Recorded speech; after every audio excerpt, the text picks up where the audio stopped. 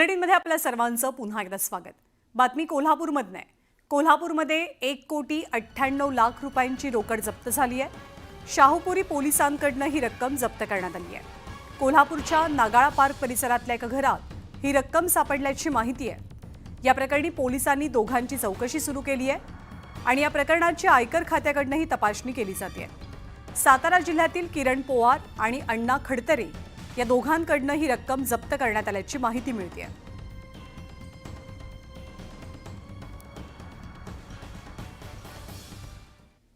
अभिनेत्री उर्मिला कानिटकर कोठारे हिच्या गाडीचा भीषण अपघात झालाय।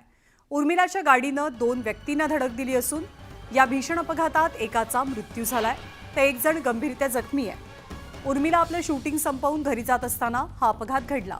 या अपघातात उर्मिला आणि तिच्या गाडीचा चालकही जखमी झाल्याची माहिती पोलिसांनी दिली आहे। या गाडीची एअरबॅग योग्य वेळेला उघडली त्यामुळे उर्मिलाचा जीव बचावला असं पोलिसांनी सांगितलंय। पण असं असलं तरी कारचाही चक्काचूर झालाय। मुंबईतल्या कांदिवली परिसरातल्या पोईसर मेट्रो स्थानकाजवळ ही दुर्घटना घडली।